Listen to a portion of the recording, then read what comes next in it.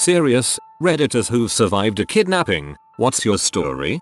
My brother, sister, and I were kidnapped by our dad when I was 8. My sister was 7, and my brother was 5. He took us out of school one day, told the police that my mom was an unfit mother and left with us kids to Montana where my grandparents lived at the time. The unfit mother part was so far from the truth. My mom was the one who basically took care of her since my dad was busy cheating on her with the woman who would become my stepmom. I don't really remember much, to be honest. The one clear memory I have from that night is watching giant snowflakes fall out from the night sky while we sat in a Burger King parking lot in some random town miles away from home. My dad was yelling at my mom over the phone while she begged him to bring us home. My parents ended up divorcing later that year. I'm pretty sure my dad had been talking to my now stepmom and they were planning on starting their life in Montana with us kids. My dad married her 6 months after the divorce, so I was always suspicious about that.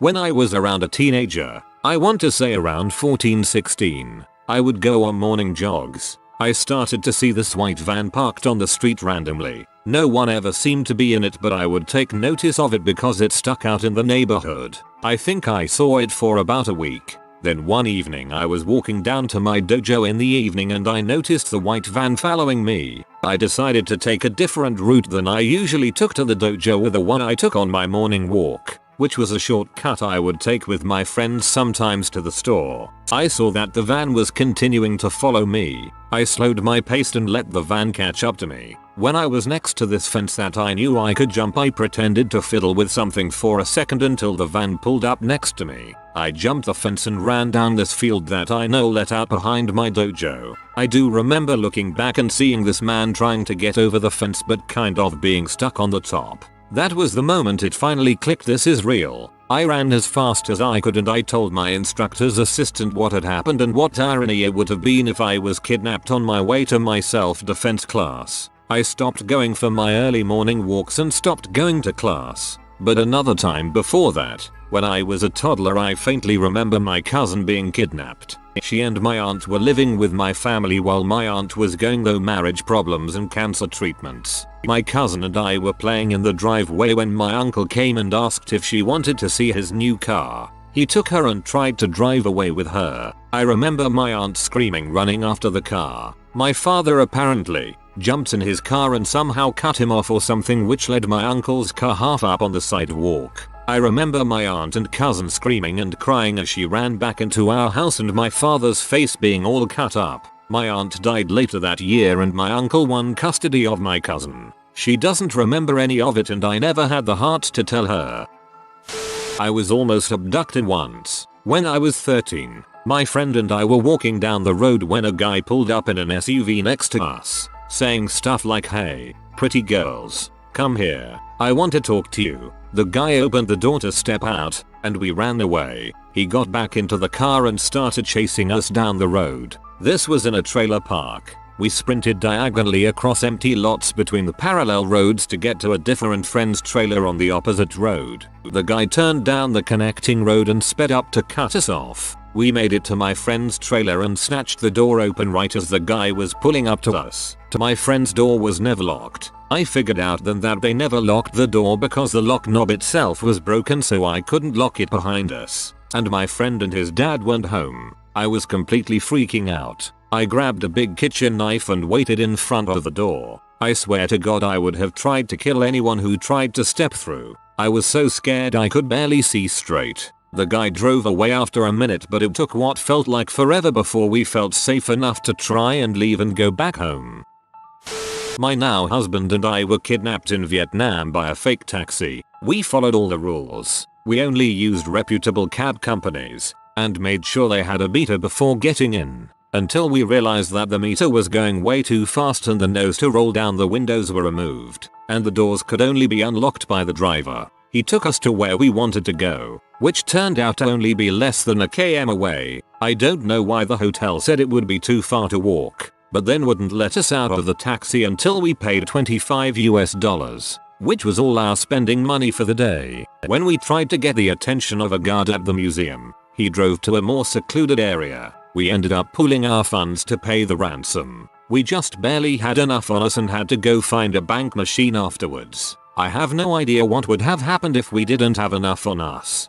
I think in Vietnam you really need to get a local from the hotel or whatever to call a taxi for you. I never had a scary experience as described above, but odds are if you're a foreigner getting a taxi in Vietnam you'll be horribly ripped off. Cf. Thailand, where checking the meter and company would have worked, or Cambodia, where they would at least be upfront about ripping you off.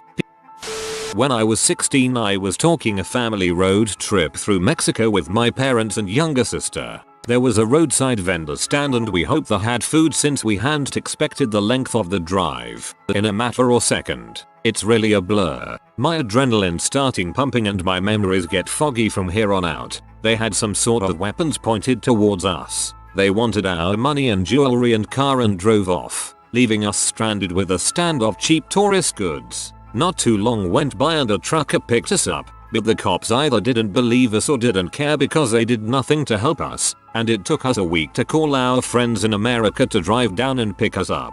I had always been a fair-minded and stable guy, but something about that day flipped a switch inside of me, and I can't stand not having some form of control. People get mocked for whatever post-stress conditions that happen, but they are very real and are hard to describe. Years of therapy and I've still made progress. But when my wife tried to surprise me with some kinky handcuffs one night I had a panic attack. I can no longer deal with the lack of control of what's going to happen to me.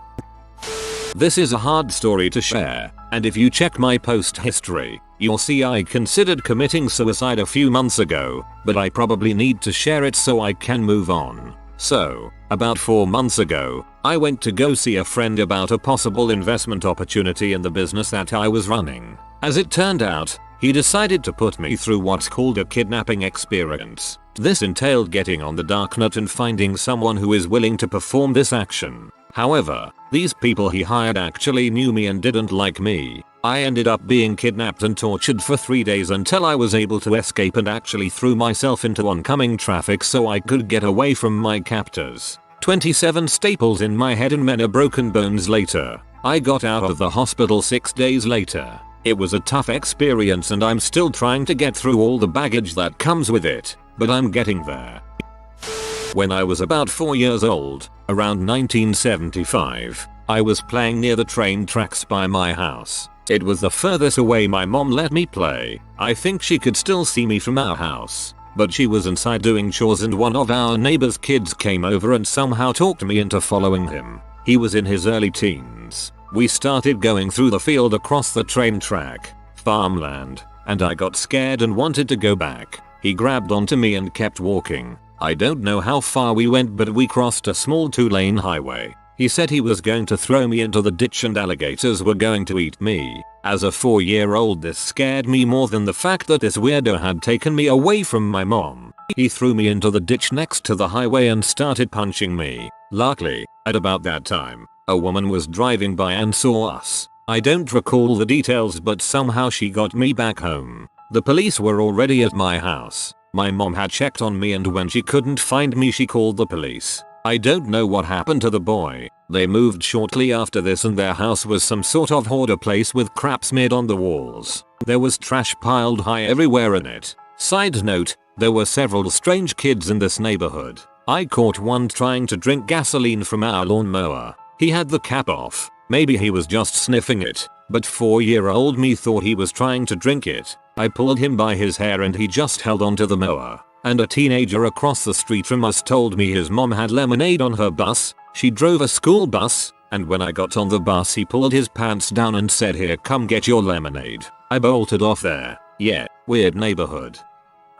When I was like 6 I was out on the front porch sitting on a concrete stair with a toy gun, alone. A red van pulled up on the side and like 6 guys with all mustaches and those rainbow sunglasses, the ones where it looks like you're looking into spilled gasoline, were all looking at me, heads peeking over from the shoulders from men behind the windows on the van, both front and back. They didn't say anything and some were smiling. I started to feel uncomfortable and I rushed to the door and they sped off instantly. I ended up recalling that my mother warned me of a red van that was stalking kids, or nabbing them. I don't recall exactly which one my mom said now because it was so long ago, but they were trouble. When I got inside I told my aunt, who didn't believe me. Later, for some reason unrelated, a female cop showed up. I don't remember the reason, but I was telling her what happened and my aunt told her to dismiss what I was saying. But she replied, okay, what else did you see? So I told her about the rainbow gasoline like sunglasses etc, and she replied thanks, and after saying something else I don't recall, she left.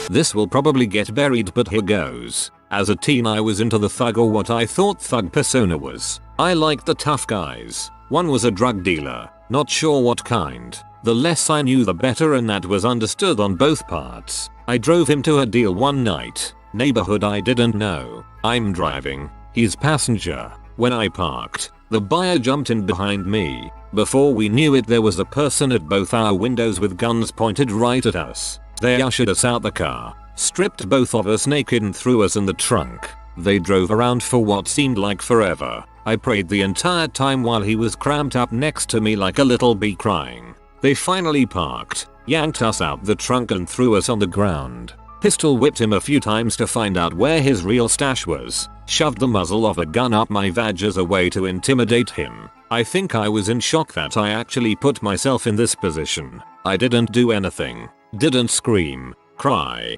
beg for mercy, nothing. I remember I was just blank. I guess they finally figured out he was a low-level corner dealer, not carrying much weight, so they threw us back in the trunk. Drove around some more and ditched the car in an unknown neighborhood.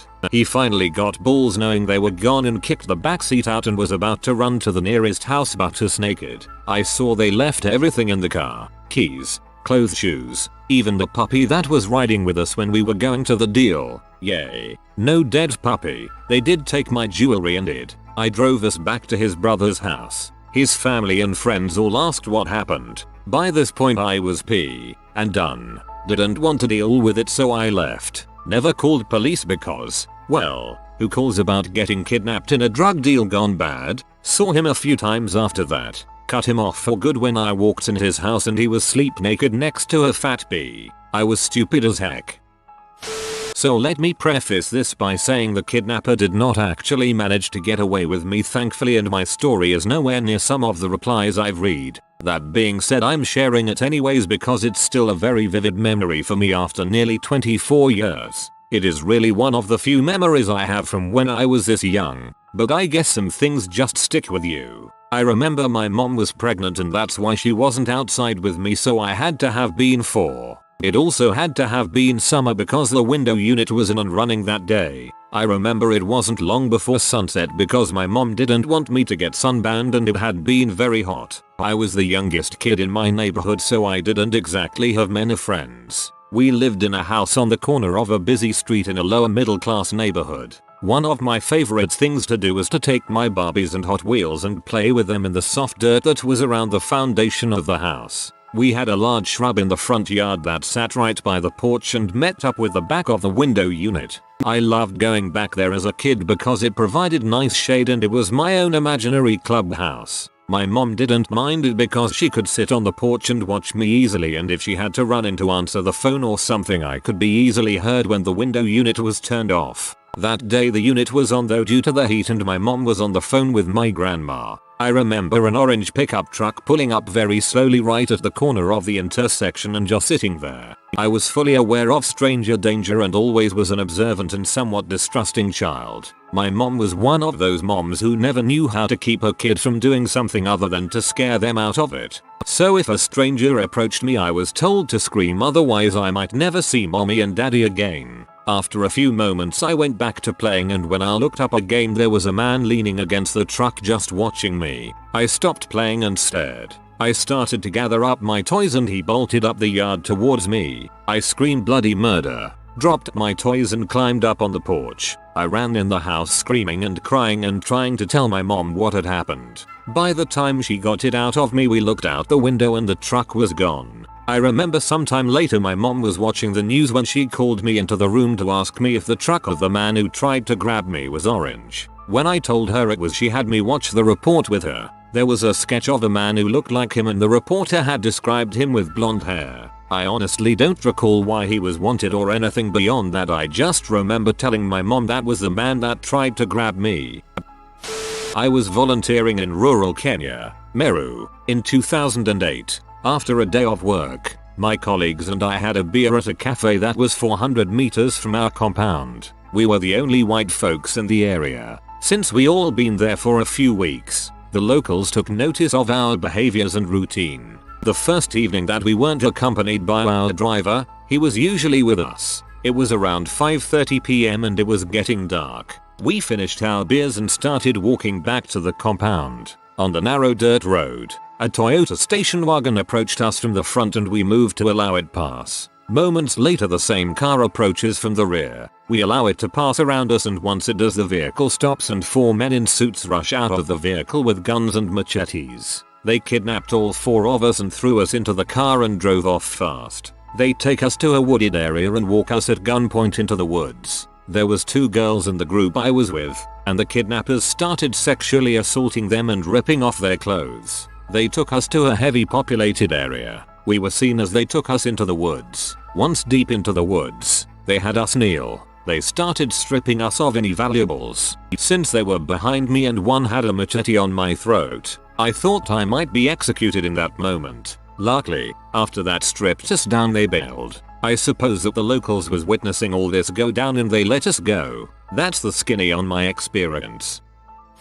My 2 brothers and I were kidnapped by my mother when we were 3, 6, me, and 9. It was summertime and we were playing at a park directly in front of our apartment. Could see the entire park from our front window. My dad was at work and my mom called us inside and said we were going on a trip. We had all kinds of suitcases and toys packed. When we asked where dad was she kept telling us that he was going to meet us there, that it would be fine. We will have fun. We drove to the airport and flew from us to Michigan where most of our extended family lives. Everything was fine for the first couple days, until I realized that my dad was not coming. I could hear my mother arguing with him on the basement phone at our aunt and uncle's house. After days of asking to talk to him and where he is, she told me he isn't coming and we were gonna live there now. Both my younger and older brother were mama's boys and had no issue with this. I waited until my mom left and went to the phone in the basement. It had a screen on it and I called the only number I knew. My grandma. Dad's side. My dad answered the phone. I'm 22 years old now and it is the only time I've ever heard him cry. He asked me where I was and I started crying hysterically, telling him I loved him and that I was at Uncle Jim's house. He just told me, hold on buddy, I'm on my way. It was morning time when I had called. I sat in the basement crying until he got there, what felt like days later but was only 7 hours or so. My mom was still out doing whatever. I don't remember what happened after my mom got back. All I remember is both of my brothers saying that they wanted to stay with mom. My dad and I stayed at a hotel and boarded a plane back to us the following morning. He flew all the way to Michigan to rescue me. Some guy tried to take me at the playground when I was with my mom. One of my dad's friend's job was to watch out for us, so he fought the guy off. I freaked out. I was about 9. We lived in New York. After that there were always at least 2 guys with me. My family is Eastern European. I asked about it years later. My dad told me the guy who tried to take me could never hurt anyone ever again, and that was the biggest mistake of his life. He said that the guy thought my dad owed him money, but he was wrong.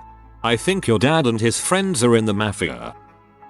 My dad kidnapped me when I was young. I want to say I was probably 4 or 5. He is still crazy. Back then we lived in Florida and he was so paranoid people were talking about him when he wasn't around that he got under the house and drilled holes in the floor so he could listen to conversations. He was on lots of drugs. The kidnapping. I wasn't aware of any problems with him and my mom, so I didn't think anything of him picking me up from school. He took me to my grandparents' house and said that we were moving there because he found a job there. Once we got there, everything was normal. I watched cartoons, played in the pool, etc. He left soon after we got there saying he needed to go stuff. Once my mom realized that I wasn't at school, she called the cops and they immediately went to my grandparents' house. I remember the cops showing up and my grandpa telling we were gonna play a game of hide and seek, and he showed me to a special hiding spot in his closet. It was a small, hidden storage area that you'd never notice. Cops came and didn't see me, so they asked a few questions and left. I was there for 2 weeks and had no idea anything weird was up.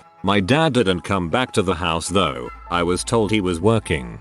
Well, one day I was playing around and I don't remember why I did it, but I called the cops and said that I seen a car wreck and that the alligators would eat the car. The operator asked me my name and where I was, and I said I was at my grandpa's house, but I couldn't tell her my name because she was a stranger. She kept asking my name and I got scared and hung up the phone. They called back and I answered the phone. Don't remember what I said, but I know they scared me again, and this time I unplugged the phone from the wall. It was about 30 minutes later and an officer showed up. My grandparents freaked out and told me to hide under the bar. My grandpa talked with him and he left. Then that night the house was surrounded by cops and my mom came and got me. I remember riding home with her and her friend who had an old Jeep Cherokee. I had no idea what had happened. I was at a relay for life in my hometown. I was in either 7th or 8th grade. A woman pulled me off the track and put me into a cage which had been erected near their booth. They wouldn't let me out until I made a $5 donation to cancer research. I went without dinner because they took the money my parents had given me to eat. Legally, this is kidnapping, but my parents told me to get over it. I'm still a little bitter. Since I'm super late to the party, I'll try to keep it short. Basically, about 4 years ago when I was 20, I was leaving a friend's place after a small party and got to my car only to find a dude sitting in it with a gun. He'd apparently heard about my Wall Saint internship and decided that I must be rich. Anyways, he made me drive him around in an attempt to empty my very small bank account. Before I managed to get just a tiny bit of space and bolted into a convenience store, locking the door behind me. The guy took a shot at me, then took off in my car. The cops caught him trying to blend in at a local bar later, and I got the pleasure of testifying against him in court and watching him get put away. When I was 13, I thought I was invincible. I didn't grow up in the best circumstances, so I turned to alcohol at a young age. I walked up in the middle of the night to a known party house. There were 2 men there that invited me to go get more beer. I knew nothing of the dangers at the time. I went. 30 minutes later they had me up in a hollow with a beer bottle busted over my head, raping me, threatening me with a gun they said they had in the back of the cab of the truck. They kept me out for 8 hours straight before releasing me. I guess I should be thankful I survived, but it still pisses me off. I actually don't remember it. I was a kid. My dad climbed through my bedroom window and kidnapped me after the divorce. I don't know how long he had me, but I was recovered near the border to Mexico. He was a pedophile. I only recently got over my fear of open windows. If you are new to the channel, you can subscribe. I publish new videos every day. Until then, check another video.